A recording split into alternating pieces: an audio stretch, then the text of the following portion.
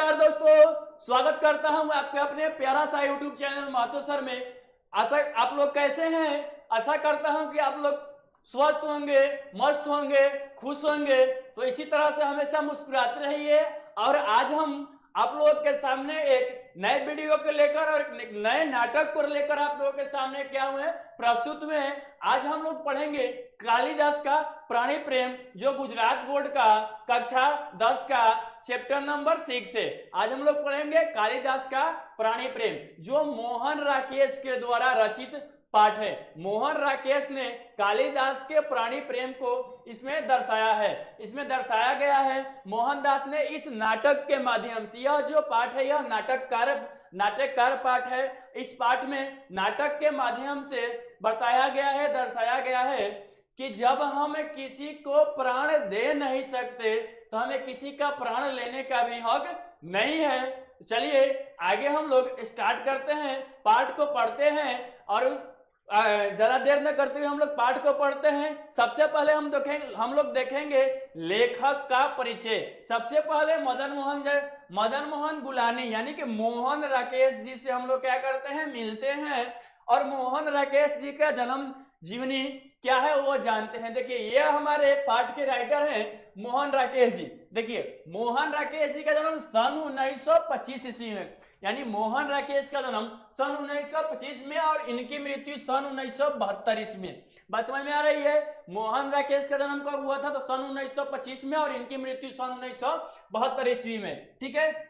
मोहन राकेश का जन्म पंजाब के अमृतसर में हुआ था, यानी मोहन राकेश का जन्म पंजाब के अमृतसर में हुआ था। इनका असली नाम मदन मोहन गुंगलानी था। इनका असली नाम मदन मोहन गुंगलानी था। उनकी दीदी ने मदन मोहन राकेश नाम रखा था।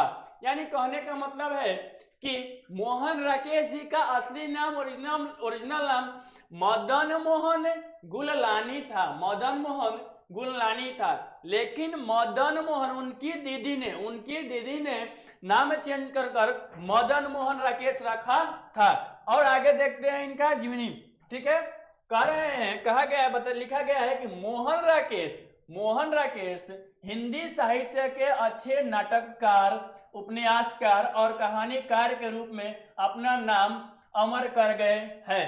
यानी कहने का मतलब है कि इनके जीवनी में यह बताया जा रहा है कि जो मोहन राकेश जी हैं वो इतने अच्छे कवि हैं कि हिंदी साहित्य के क्षेत्र में, चाहे वो नाटककार हो, चाहे वो नाटक लिखना हो, चाहे वो उपन्यास लिखना हो, चाहे वो कहानी लिखना हो, वह इस क्षेत्र में वो अपना नाम क्या कर गए हैं, अमर, अपने स्वर्ण अक्षरों में अपना नाम अमर कर गए हैं। इन्होंने डायरी, संस्मरण, जीवनी, निबंध, पत्रकारिता तथा अनुवाद के क्षेत्रों में भी ठोस योगदान दिया है।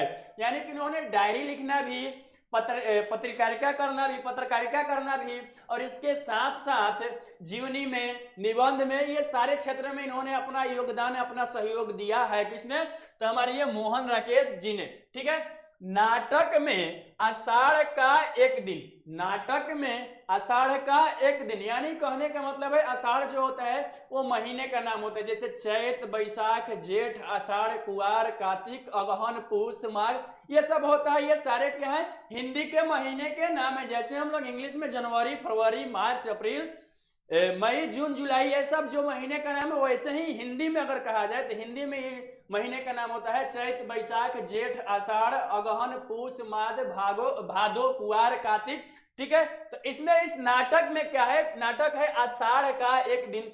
बहुत ही विख्यात और चर्चित नाटक रहा। यानी कहने का मतलब है कि जब यह आषाढ़ का एक दिन नाटक में इन्होंने लिखा था तो उस समय में जो आषाढ़ का एक दिन बहुत ही प्रसिद्ध और चर्चित नाटक रहा। ठीक है। नाटक आधे अधूरे, लहरों के राजहंस, यानी आगे देखिए कौन कौन से नाटक लिखे हैं। आधे अधूरे लिखे हैं, उसके बाद लहरों के राजहंस, आषाढ़ का एक दिन, एकांकी, उसके बाद अंडे के छिलके। ठीक है। एकांकी क्या क्या लिखे हैं, एकांकी इनका है अंडे के छिलके, बीज नाटक, आईने के सामने और सारा आकाश, आखिरी चट्टान उनकी गद्य रचनाएं थी। यानी कि ये सब जितनी रचनाएं हैं, आधे अधूरे, लहरों के राजहंस, आषाढ़ का एक दिन, अंडे के छिलके, बीज नाटक, आईना के सामने, सारा आकाश, आखिरी चट्टान, यह जो है ये सारी जितनी रचनाएं यह गद्य की रचनाएं है। किसकी रचनाएं है? गद्य की रचनाएं है। गद्य और हिंदी के दो भाग होते हैं, गद्य खंड होता है, एक पद खंड होता है। और सॉरी, हिंदी के तीन भाग होते हैं, गद्य खंड होता है, पद खंड होता है, काव्य खंड होता है। ठीक है, आगे चलते हैं हम लोग, आगे देखते हैं। अब देखिए आगे बता रहे हैं कि हाँ, पर आषाढ़ का एक दिन से केवल एक ही अंश कालिदास का प्राणी प्रेम शीर्षक प्रस्तुत किया गया है।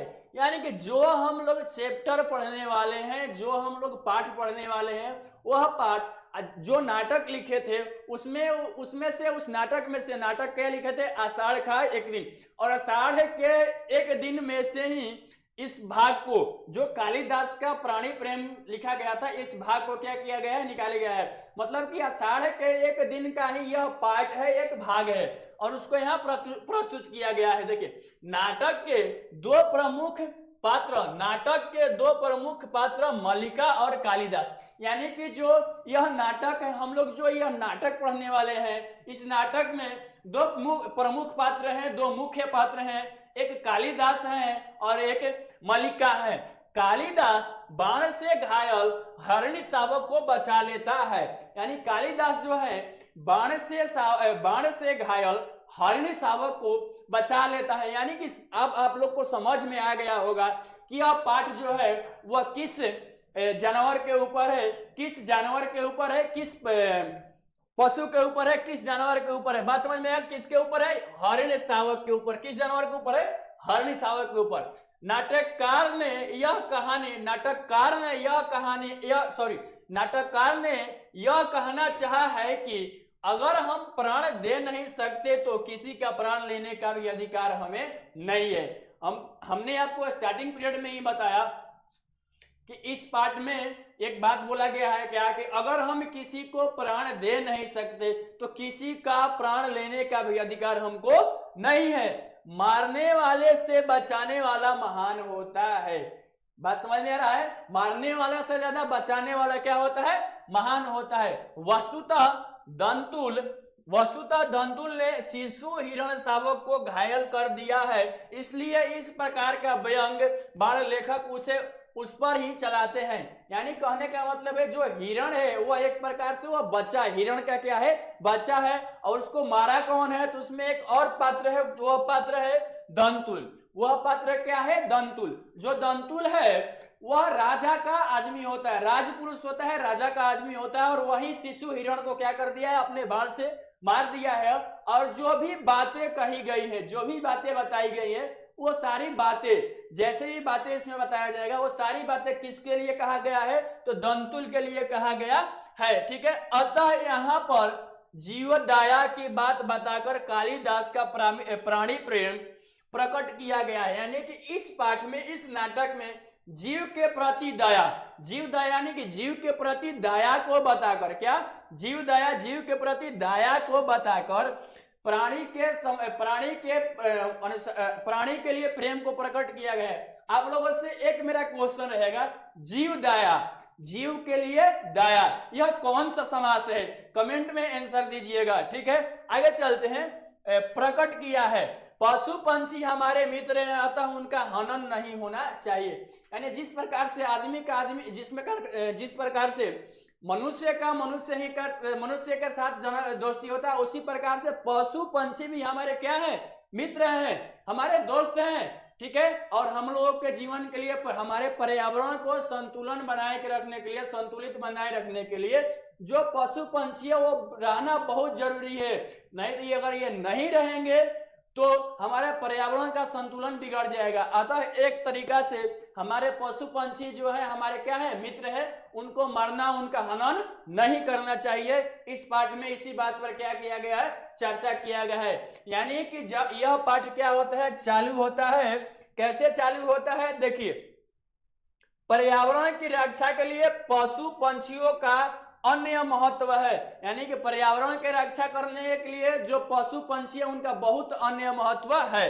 मानव जीवन विकास में प्राणियों का बड़ा योगदान है। बात समझ में? मैंने भी क्या बताया कि हमारे मानव जीवन में पर्यावरण को संतुलित बनाए कर रखने के लिए या मानव जीवन के विकास करने के लिए जो जीव जंतु है, जो प्राणी है, जो पशु पंछी है, इनका क्या है, बहुत बड़ा महत्व है, बहुत बड़ा योगदान है। इसलिए हमें उनका रक्षण करना चाहिए।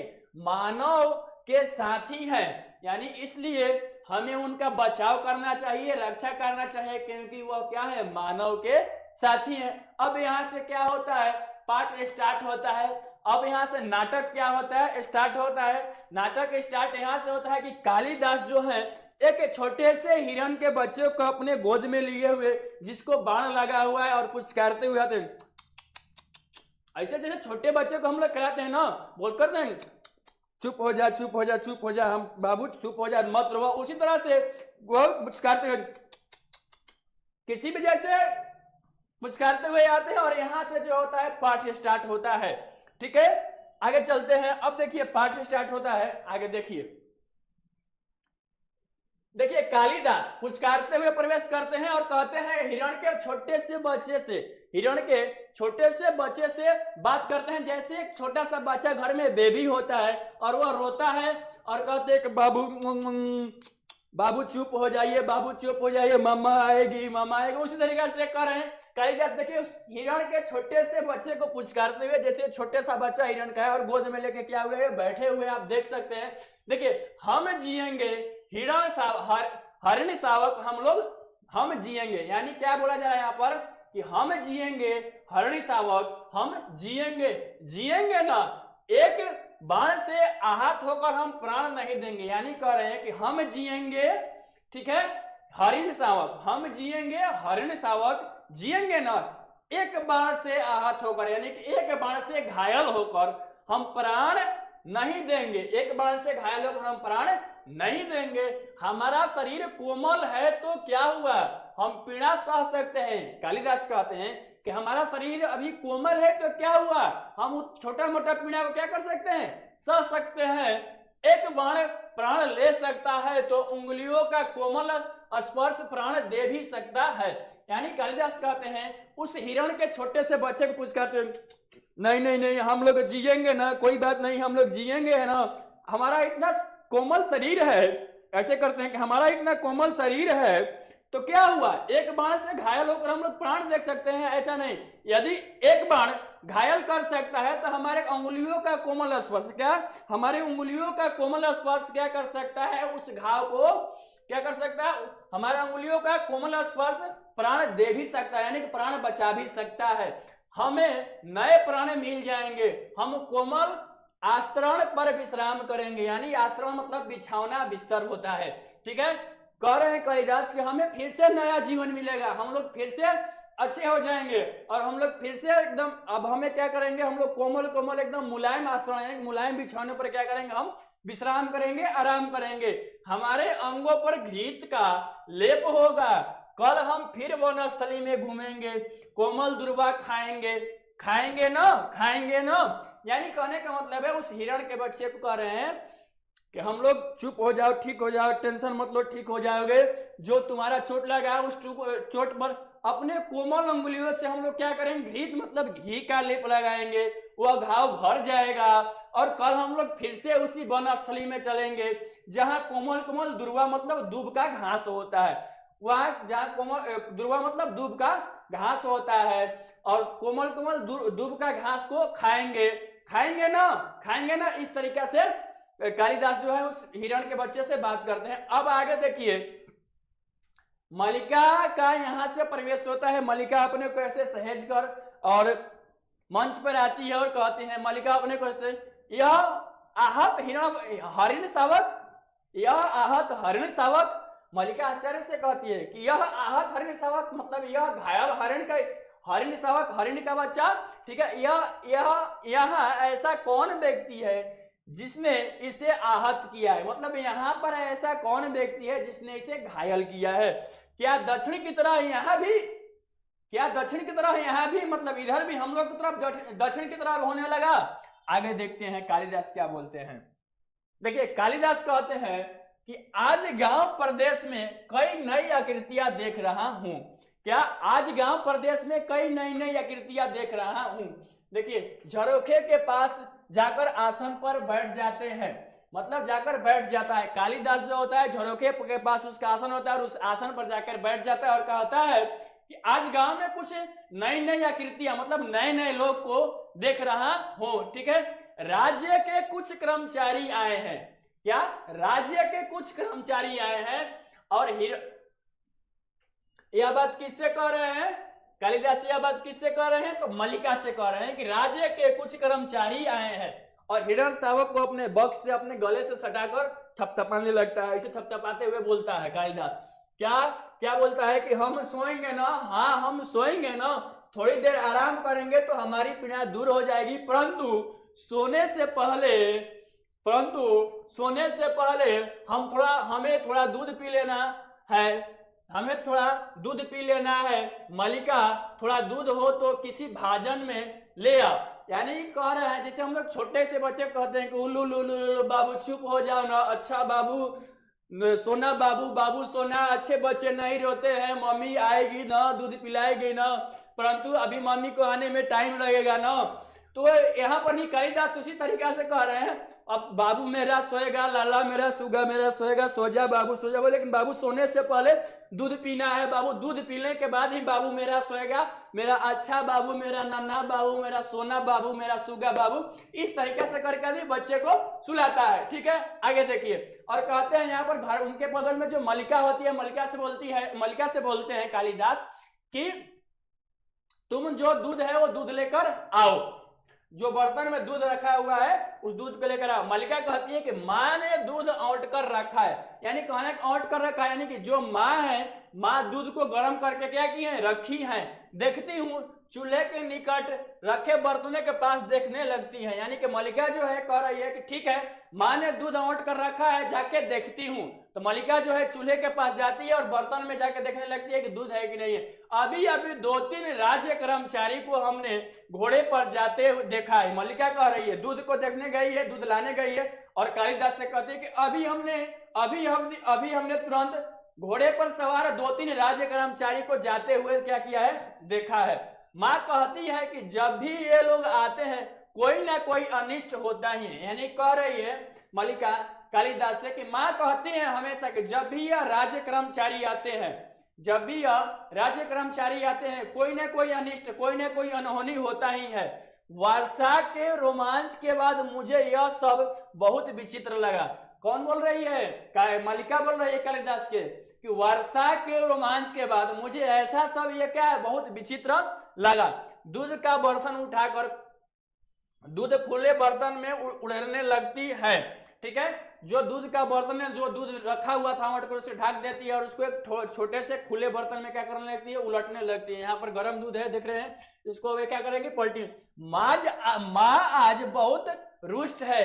कालिदास से मल्लिका कह रही है कि माँ आज बहुत रुष्ट है, मतलब बहुत नाराज है।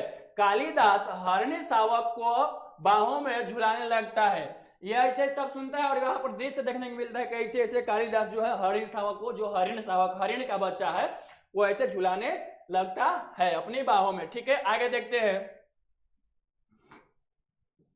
कालिदास, हम पहले से सुखी हैं, हमारी पीड़ा धीरे धीरे दूर हो रही है। कालिदास जो है वह हिरण के बच्चे को लेकर ऐसे खिलाते हैं और कह रहे हैं कि हम पहले से क्या है? सुखी है, हम पहले से क्या है?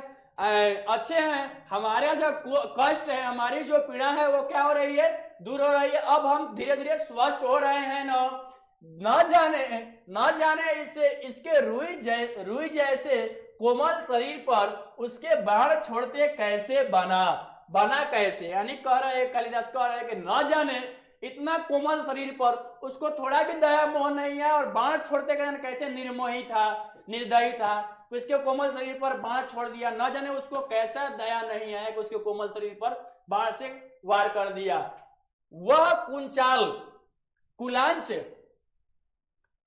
कुलांच भारता मेरी गोदी में आ गया। यानी कि जो हिरण का बच्चा है, जब उसको तीर लगता है तो नरियाते हुए, हाला करते, दर्द के मारे कराते हुए, कुलांच भरते हुए उनके गोदी में आ गया। ठीक है, मैंने कहा तुझे वहां ले चलता हूं जहां तुझे अपनी माँ की सी आंखें और उसका उसका सा ही स्नेह मिलेगा। यानी कालिदास मल्लिका की ओर देखता है और कहता है, हिरण को मल्लिका की ओर देखता है और कहता है कि यह जब हिरण का बच्चा कुलाहता कुलांश करता हुआ मेरे पास आ गया तो मैंने उससे कहा कि मैं आज तुझको ऐसी जगह लेके चलता हूं, मैं आज तुमको ऐसी जगह लेके चलता हूं जहां तुम्हारे माँ के जैसा, तुम्हारी माँ की जैसी आंखें और तुम्हारे माँ के जैसा यानी कि प्रेम मिलेगा। ठीक है। मल्लिका, सच माँ आज बहुत रुष्ट है। मल्लिका कह रही है कालिदास से कि सच माँ आज बहुत रुष्ट है। माँ को अनुमान हो गया कि वर्षा में मैं तुम्हारे साथ थी, नहीं तो इस कतर भींकर न आती। मल्लिका कह रही कालिदास से आज माँ बहुत नाराज है। मालूम है क्यों नाराज है? माँ को पता चल गया कि आज बरसात के समय में हम तुम्हारे साथ थे, आज बरसात के समय में हम तुम्हारे साथ थे, नहीं तो माँ को मालूम चल गया, नहीं तो कह रही कि हम इस तरह भींग कर नहीं आते। माँ को अपवाद की बहुत चिंता रहती है, माँ को अपवाद की बहुत चिंता रहती है। यानी यह कौन बात बोल रहा है? मल्लिका बोल रही है कि सच में माँ आज बहुत नाराज है। उसको माँ को मालूम पड़ गया है कि आज हम तुम्हारे साथ थे। ठीक है। क्योंकि माँ को इस बात से अनुमान लग गया है कि जब हम तुम्हारे साथ थे तो ही वर्षा में भींग कर आएंगे, नहीं तो मैं इस वर्षा में इस तरह से नहीं भींगती। ठीक है। आगे चलते हैं। देखिए कालिदास बोलते हैं दूध मुझे दे दो और इसे बाहों में ले लो। ठीक है। दूध का भाजन उसके हाथों से ले लेता है। कालिदास जो होता है दूध का जो बर्तन होता है उसके हाथों से ले लेता है और हिरण्यश्रवक उसके बाहों में ले लेता है। लेकर उसका मुंह दूध के निकट ले जाती है। बात समझ में आ रहा है? उसका मुंह जो है, जो हिरण शावक का मुंह है, जो हरिण शावक का मुंह है, वो भाजन यानी कि बर्तन के पास लेकर जाती है। कालिदास भाजन को उसके और निकट देता है। जो कालिदास होता है भाजन यानी बर्तन को उसके और मुंह के निकट देता है और कहता है कि हम दूध पिएंगे ना, नहीं हम ऐसा हठ नहीं करते, नहीं हम ऐसा हठ नहीं करते।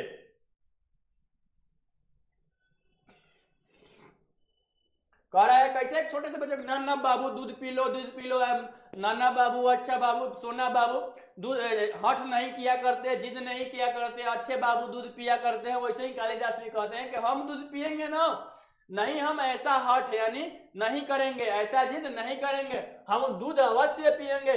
राजपुरुष दंतुल दयोढ़ी से आकर द्वार के पास रुक जाता है। क्षण भर वह उन्हें देखता रहता है। कालिदास हिरण को मुंह से दूध पिला देता है, हिरण को मुंह से दूध पिला देता है, ऐसे ऐसे करके। बात समझ में आया? हिला डुला के कालिदास जो होता है वह हिरण के मुंह में दूध पिला देता है। जो राजपुरुष यानी दंतुल था, वो आकर द्वार पर क्या होता है खड़ा हो जाता है और देखता है कि ये लोग क्या कर रहे हैं। खड़े होकर थोड़ी देर के बाद देखता है। ठीक है। उसके बाद दंतुल कहता है, जो राजपुरुष होता है वो कहता है को दूध पिलाकर इसके कोमल मांस को और कोमल कर लेना चाहते हो। डायरेक्ट बोलता है, क्या बोलता है कि दूध पिलाकर इसके कोमल मांस को और कोमल कर लेना चाहते हो। वो नहीं समझ रहा है कि ये लोग उसके जान बचाने के चक्कर में है और इसको डायरेक्ट लग रहा है कि इसके बच्चे को, ये लोग हिरण के बच्चे को दूध पिला रहे हैं, तो बोल रहा है कि दूध पिलाकर, एक तो ऊपर से यह कोमल है क्योंकि बच्चा है, और इस बच्चे को दूध पिलाकर और इसके मांस को कोमल करना चाहते हो। बात समझ में आ रहा है? आगे बढ़ते हैं। ठीक है। कालिदास और मल्लिका चौंक कर उसे देखते हैं। कालिदास और मल्लिका आश्चर्यचकित हो जाते हैं, अरे यह कौन आ गया? आज से तो हमने इसको कभी देखा नहीं, और आगे डायरेक्ट कैसे बात बोल रहा है। वो भी हरिण शावक के बात विचार पे वो लोग शौक हो जाते हैं। आगे देखते हैं। मल्लिका हरिण शावक के लिए थोड़ा पीछे हट जाती है। कालिदास दूध का भाजन आसन पर रख देता है। यानी कि जब ऐसा बात कौन बोलता है? दंतुल बोलता है। तो जो मल्लिका है वो अपने गोद में लिए हरिण शावक को अपने गोद में लेती है, उसको अपने गोद में लिया, उसको क्या करती है, पीछे हट जाती है, और कालिदास जो हाथ में दूध का बर्तन लिए थे उसको क्या करते हैं, नीचे रख देते हैं, यानी आसन पर रख देते हैं। आगे देखते हैं, देखिए आगे क्या है, कालिदास, जहां तक मैं जानता हूं कि हम लोग परिचित नहीं हैं, तुम्हारा एक अपरिचित के घर में आने का साहस कैसे हुआ। ठीक है, कालिदास कहते हैं कि जहां तक मैं जानता हूं हमारा जान पहचान कभी नहीं हुआ, हम लोग परिचित, हम लोग एक दूसरे को नहीं जानते हैं, तुम्हारा साहस कैसे हुआ एक अपरिचित के दरवाजे पर आने का, एक अपरिचित के घर पर आने का। तो जो राजपुरुष होता है वो थोड़ा सा मलिका की ओर ऐसे देखता है, थोड़ा सा मलिका की ओर देखता है, और फिर कालिदास की ओर देखता है, मलिका की ओर देखने के बाद फिर कालिदास की ओर, मलिका की ओर से देखता है, फिर कालिदास की ओर देखता है, और कालिदास की ओर देखते हुए कहता है, दंतुलक बोलता है, क्या बोलता है, कैसी आकस्मिक बात है कि ऐसे ही प्रश्न मैं तुमसे पूछना चाहता था। यानी तुम कैसा आश्चर्य की बात कर रहे हो, अगर ऐसा ही मैं प्रश्न तुमसे पूछूं, ऐसा ही प्रश्न मैं तुमसे पूछना चाहता था कि हमारा कभी का परिचय नहीं, फिर भी मेरे बाण से आहत हरिण को उठा ले आने में तुम्हें संकोच नहीं हुआ, हरिण को उठा लाने में तुम्हें संकोच नहीं हुआ। यह बात कौन बोलता है, यह बात दंतुल बोलता है, किसको, कालिदास को, कि यही अगर प्रश्न मैं तुमसे पूछूं कि आज से हम दोनों का कोई परिचय नहीं है, तो तूने मेरे बाणों से घायल हिरण को कैसे उठा कर लाया, तुम्हारी हिम्मत कैसे हुई। बात समझ में आ रही है, तुमको जरा भी संकोच नहीं आया कि तुम मेरे बाणों से घायल हिरण को चुरा कर लेके आ गए। ऐसी बातें जो है कौन बोलता है, दंतुल बोलता है, यह तो कहो कि द्वार तक रक्त बिंदुओं का चिन्ह बने हुए थे, अन्यथा इन बादलों से घिरे दिनों में मैं तुम्हारा अनुसरण कहां कर पाता। यानी जो दंतुल था वह हिरण के शरीर से जो ब्लड गिरा हुआ था, जो ब्लड गिर के बिंदु बिंदु जो बना हुआ था, उस ब्लड के यानी उस खून के बूंदों को देखते हुए वो कालिदास के दरवाजे पर आया था और कहता कि यह तो अच्छा हुआ था, यह तो अच्छा हुआ था कि यह कहो कि अच्छा था कि मैं उस के शरीर से जो ब्लड गिर रहा था, जो खून गिरते हुए उसके जो निशान बने थे, मैं उन निशानों को देखते हुए आ रहा था, नहीं तो मैं इन बादलों के समय में, इन बरसात के मौसम में तुमको कहां खोजने जाता। ये कौन मेरे घायल हिरण को, जिसका मैंने शिकार किया है, जिसको मैंने अपने बाणों से घायल किया है, कौन उसको उठा कर ले गया, मैं तुमको कहां खोजता इन बरसात के मौसम में, इस बादलों से घिरे दिनों में। ठीक है, कालिदास कह रहे हैं कि देख रहा हूं कि तुम इस प्रदेश के निवासी नहीं हो। कालिदास कहते हैं कि मैं देख रहा हूं कि तुम इस प्रदेश के निवासी नहीं हो, तुम यहाँ के निवासी नहीं हो, इस प्रदेश के निवासी नहीं हो।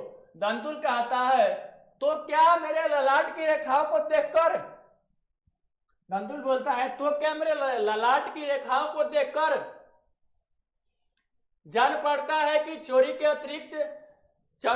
अतिरिक्त सामुद्रिक का भी अभ्यास करते हो। यानी जब यह बात कालिदास कहते हैं कि मुझे दिख रहा है कि तुम इस देश के निवासी नहीं हो, दंतुल कह रहा है कि मेरे ललाट की रेखाओं को देखकर तुमको मालूम पड़ता है कि हम इस देश के निवासी नहीं, इस प्रदेश के निवासी नहीं है। अजीब बात है, चोरी के अतिरिक्त तुमको ज्योतिषी भी आती है क्या। समुद्रिक मतलब क्या होता है, ज्योतिषी होता है। समुद्री मतलब क्या होता है, ज्योतिषी विद्या होता है। समुद्री मतलब क्या होता है, समुद्री मतलब होता है ज्योतिषी विद्या। वही कह रहा है चोरी करने के सिवा तुम ज्योतिषी विद्या का भी अभ्यास करते हो क्या, कि मेरे ललाट की रेखाओं को देखकर बोल दे रहे हो कि मैं इस प्रदेश का निवासी नहीं हूं। ठीक है, मलिका चोट खाई सी कुछ आगे आती है। अब ऐसी बात जब वो दंतुल बोलता है तो मलिका को चोट लग जाती है, अरे ये कैसी बात बोल दिया, और बेचारी धीरे धीरे वो आगे आती है। फिर मलिका कहती है तुम्हें ऐसा लांछन लगाते हुए लज्जा नहीं आती। दंतुल को मलिका बोलती है तुम्हें ऐसा लांछन लगाते हुए लाज नहीं लगता है, लज्जा नहीं आती है कि तुम किसके ऊपर लांछन लगा रहे हो और ऐसी बात बोल रहे हो, तुमको शर्म नहीं आ रहा है? तो फिर कालिदास कहते हैं इस परदेश में हिरण का आखेट नहीं होता, राजपुरुष तुम बाहर से आए हो इसलिए इतना ही पर्याप्त है कि हम इसके लिए तुम्हें अपराधी न माने। ठीक है, बात समझ में आ रही है? कालिदास कहते हैं कि इस प्रदेश में हिरण का कोई आखेट नहीं होता, हिरण का न कोई यहाँ पर हिरण का कोई यहाँ पर शिकार नहीं करता है, बस तुम इस बात का शुक्र मनाओ तुम कहीं बाहर से आए हो राजपुरुष, और इसके तुम्हारे लिए इतना ही पर्याप्त है और हम तुम्हें कभी भी इसका अपराधी नहीं मानेंगे। तो दंतुल कहता है तो राजपुरुष के अपराध का निर्णय गांववासी करेंगे। दंतुल बोलता है कि जो राजपुरुष है वो बोलता है कि राजपुरुष का अपराध का निर्णय क्या गांववासी करेंगे। ठीक है, ग्रामीण युवक अपराध और न्याय शब्दार्थ भी जानते हो। वो कह रहे हैं कि ग्रामीण युवक न्याय और अपराध के शब्द के अर्थ भी जानते हो। अपराध और न्याय के शब्द का अर्थ भी ग्रामीण के युवक जानते हैं, ग्रामीण के लोग जानते हैं, गांव के लोग जानते हैं कि क्या होता है अपराध का अर्थ और न्याय का अर्थ। यह कौन बात बोलता है? यह बात दंतुल बोलता है। तो आगे देखिए क्या होता है। आगे कालिदास कहते हैं शब्द और अर्थ राजपुरुषों की संपत्ति है, जानकर आश्चर्य हुआ। इस बात को कालिदास कहते हैं आज मुझे मालूम चला। उरी बाबा, आज मुझे मालूम चला। क्या मालूम चला? कि शब्द और अर्थ जो होता है वो केवल राजपुरुषों की संपत्ति होता है। ठीक है, दंतुल कहता है कि समझदार व्यक्ति जान पड़ते हो फिर भी नहीं जानते कि राजपुरुषों के अधिकार बहुत दूर तक आते हैं। मुझे देर हो रही है, यह हरिण शावक मुझे दे दो। दंतुल कहता है कि लगता है कि तुम बहुत समझदार व्यक्ति हो, तुमको बहुत समझदार व्यक्ति मालूम पड़ता हो, तो तुमको इतना भी फिर नहीं मालूम है कि राजपुरुषों का जो अधिकार होता है, राजपुरुषों का जो अधिकार होता है वो बहुत दूर दूर तक क्या होता है, फैला होता है। अब मुझे बहुत देर हो रही है, जो हिरण शावक है, जो हरिणी शावक है वो मुझे दे दो और मैं फिर यहां से चला जाऊं। ठीक है, कालिदास कहते हैं, क्या कहते हैं उसको, कि यह हरिण शावक इस पर्वतीय भूमि की संपत्ति है और राज्य पुरुष और इस पर्वतीय भूमि के निवासी हम इसके सजातीय हैं। ठीक है, कालिदास कहते हैं कि यह जो हरिण शावक है इस पर्वतीय भूमि के संपत्ति है और हम भी इस पर्वतीय भूमि के निवासी हैं। तुम यह सोचकर भूल कर रहे हो राजपुरुष की तो हम तुम्हें इसके हाथ में सौंप देंगे। तुम इस बात को भूल कर रहे हो राजपुरुष कि हम तुम्हें इसको तुम्हारे हाथ में सौंप देंगे, क्योंकि जब यह इस भूमि का निवासी है और हम भी इस पर्वतीय भूमि के निवासी हैं तो हम दोनों एक साथ जातीय हुए। बात समझ में आ रही है?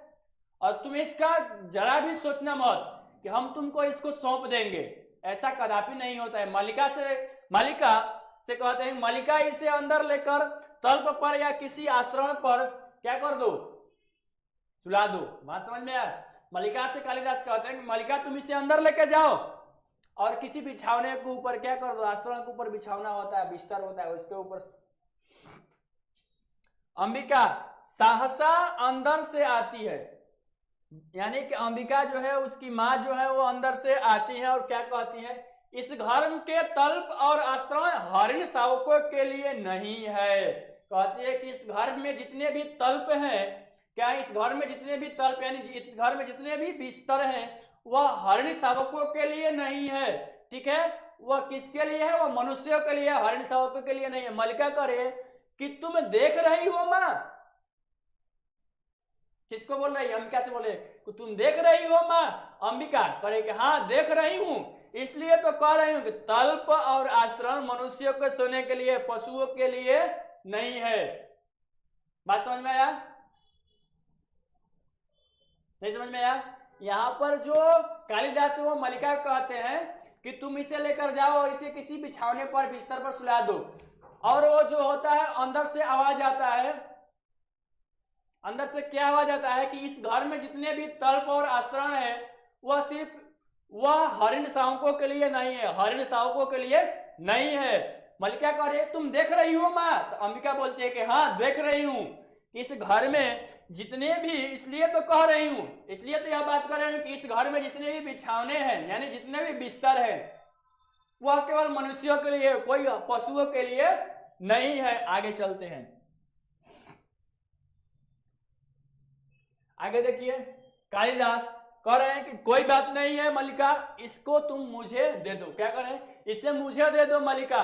दूध का बालन नीचे रख देता है और बढ़कर हरिण शावक को अपने बाहों में ले लेता है। इसके लिए मेरी बाहें का आश्रय ही पर्याप्त होगा, मैं इसे घर ले जाऊंगा।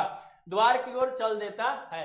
यानी कि जो कालिदास होता है वो कहता है कि मल्लिका तुम इसे मुझे दे दो, इसके लिए मेरा बाहों का यानी कि मेरा बाहों का बिस्तर ही क्या है, पर्याप्त है, तुम इसे दे दो।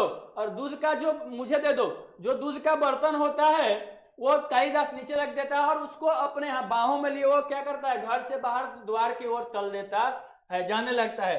दंतुल कहता है और राजपुरुष दंतुल तुम्हें ले जाते देखता रहेगा। दंतुल बोलता है कि और जो राजपुरुष है तुम्हें ले जाते हुए देखता रहेगा, तो तुम हमारे सामने से मेरा शिकार लेकर जा रहे हो, मैं यहाँ खड़ा होते होते तुम देखता रहूंगा। तो कालिदास कह रहे हैं तो यह राजपुरुष की रुचि पर निर्भर करता है। ठीक है, तो कह रहे हैं तो ये तो राजपुरुष के रुचि पर निर्भर करता है कि देखता रहे या कुछ करता रहे, उससे हमको मतलब नहीं है, वो तो तुम्हारे ऊपर निर्भर करता है कि तुम देखोगे कि क्या करोगे। ठीक है, तो दांतुल कहता है संभवतः, तो कालिदास कहते हैं कि हाँ। मल्लिका कहती है ठहरो राजपुरुष, हरिण शावक के लिए ऐसा हठ मत करो, हरिण शावक के लिए हठ मत करो, तुम्हारे लिए प्रश्न का अधिकार है, उनके लिए संवेदना का। मल्लिका वहां पर कहती है कि ठहरो राजपुरुष ठहरो, तुम्हारे लिए एक प्रश्न का अधिकार है, लेकिन उनके लिए क्या, एक संवेदना का अधिकार है। कालिदास निशस्त्र होते हुए भी तुम्हारे शस्त्र की चिंता नहीं करेंगे। मल्लिका कहती है कि कालिदास निशस्त्र होते हुए भी तुम्हारे शस्त्र की चिंता नहीं करेंगे। दंतुल जब कालिदास का नाम सुनता है तो अरे बाप रे, आश्चर्य से किसी टेंशन में हो जाता, अरे दादा हो दादा, कितना बड़ी गलती कर दिए हो दादा। कहता है कालिदास,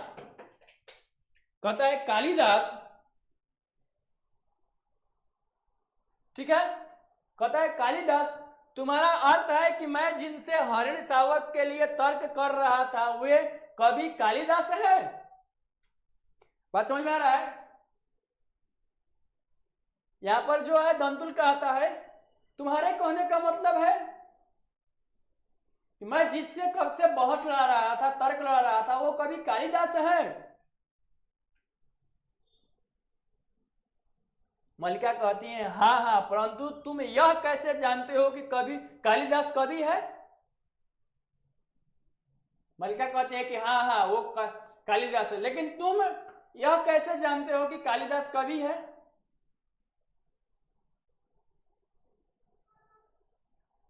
तो यहां पर देखिए बोलता है दंतुल, क्या बोलता है आगे देखते हैं। दंतुल कहता है कि कैसे जानता हूं, उज्जैनी का राज्यसभा का प्रत्येक व्यक्ति ऋतु संहार के लेखक कवि कालिदास को जानता है।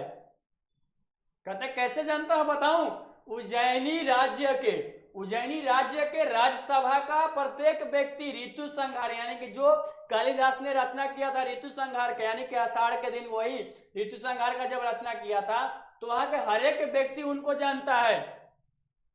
मल्लिका कहती है क्या उज्जैनी राज्यसभा के प्रत्येक व्यक्ति उन्हें जानता है कालिदास को? दंतुल कहता है कि सम्राट ने, कहता है कि हाँ हाँ हाँ, दंतुल कहता है कि हाँ सब जानते हैं। फिर कहता है कैसे, तो दंतुल का देखिए सम्राट ने स्वयं ऋतु संहार पढ़ा था, कालिदास के द्वारा जो लिखा गया था ऋतु संहार वो सम्राट ने स्वयं पढ़ा था और उसकी प्रशंसा की है, इसलिए आज उज्जैनी का राज्य ऋतु संहार के लेखक का सम्मान करना करना और उन्हें राज कवि का सम्मान देना चाहता है। कह रहा है कि महाराज ने वह स्वयं पढ़े थे, ऋतु संहार स्वयं पढ़े थे और उनकी प्रशंसा कर रहे हैं। इसलिए आज उज्जैनी का राज्य ऋतु संहार के लेखक जो हैं, ऋतु संहार के जो लेखक हैं उनका सम्मान करना चाहता है और उन्हें राज कवि का सम्मान देना चाहता है। आचार्य वररुचि इसी उद्देश्य से उज्जैनी से यहाँ आए हैं। मल्लिका सुनकर स्तंभित हो सी रहती है। कह रहा है राजपुरुष कि आचार्य वररुचि उज्जैनी से यहाँ चल कर आए हैं इसी के लिए। जब ये सब बात सुनती है तो मल्लिका कहती है कि अरे बाप रे, आश्चर्यचकित हो जाती है, एकदम सोचने लगती है। वो भी ऐसा, अब इतना बड़ा सरप्राइज, उनको उज्जैनी के राज्यसभा में राज कवि का सम्मान मिलेगा, वो आश्चर्यचकित हो जाती है। आगे देखिए क्या होता है, आगे चलते हैं। आगे मल्लिका कहती, आगे चलती है, उज्जैनी का राज्य उन्हें सम्मान देना चाहता है, राजकवि का आसन। मल्लिका कहती है कि उज्जैनी का राज्य उन्हें सम्मान देना चाहता है और वो भी राजकवि का आसन। दंतुल फिर यहां पर कहता है कि मुझे खेद है कि मैंने उनके साथ अशिष्टता का व्यवहार किया, मुझे जाकर उनसे क्षमा मांगनी चाहिए। मैं बहुत दुखी हूं। मैं बहुत क्या हूं? दुखी हूं। दंतुल बोलता है मल्लिका से कि मैं बहुत दुखी हूं कि मैंने उनके साथ, जो ऋतु संहार के लेखक हैं, उनके साथ कुव्यवहार किया, कोई शिष्टाचार नहीं किया, कोई व्यवहार से बात नहीं किया, मुझे जाकर उनसे क्षमा मांगनी चाहिए। यहाँ पर जो होता है पाठ क्या होता है? समाप्त होता है। ठीक है, यहाँ पर पाठ क्या होता है? समाप्त होता है। और आपने क्या सीखा घायल जानवरों के बारे में। ठीक है, यहाँ पर जो होता है पाठ को समाप्त कर दिया जाता है। उसको अपने किए हुए पर क्या होता है? पश्चाताप होता है कि इस पाठ से आप लोगों ने क्या सीखा। इसका आंसर आप लोग कमेंट में दीजिएगा। लेकिन यहाँ पर एक और बात सीखने को हमको मिलती है कि बिना किसी के बारे में जाने समझे बुझे किसी के ऊपर इतना बड़ा लांछन नहीं लगाया जा सकता है। हो सकता है कि वो दोषी नहीं हो और आप उसको जबरदस्ती दोषी ठहरा रहे हैं। हो सकता है कोई आपसे बड़े व्यक्ति हो और हो सकता है कि आप उसी को लेने आए हो, उसको नहीं जानते और उसको हमारे एकदम अशिष्टता से, दुर्व्यवहार के साथ उससे बात कर रहे हो। तो फिर जब आप जानिएगा तो वो दंतुल यानी कि राजपुरुष के जैसा आपका क्या हो जाएगा? हाल हो जाएगा। बात समझ में आ रहा है? यह इस पाठ में दर्शाया गया है कि कालिदास जो है एक हरिण के बच्चे के लिए कितना एकदम एक राजपुरुष से क्या कर लिया? लड़ गए, तर्क वितर्क कर लिया राजपुरुष से। कितना प्रेम था उनके कितना प्रेम भरा था उनके पशु पंछियों और प्राणियों के लिए। तो हमें भी अपने समाज में जितने भी पशु पंछी और प्राणी हैं उनसे प्रेम से व्यवहार करना चाहिए। उनको मारना नहीं चाहिए, उनको हनन नहीं करना चाहिए। बात समझ में आया? क्या सीखा आपने क्या सीखा घायल जानवरों के बारे में? ठीक है, इसका आंसर कमेंट में दीजिएगा। मिलते हैं हम लोग नेक्स्ट वीडियो में। थैंक यू, धन्यवाद।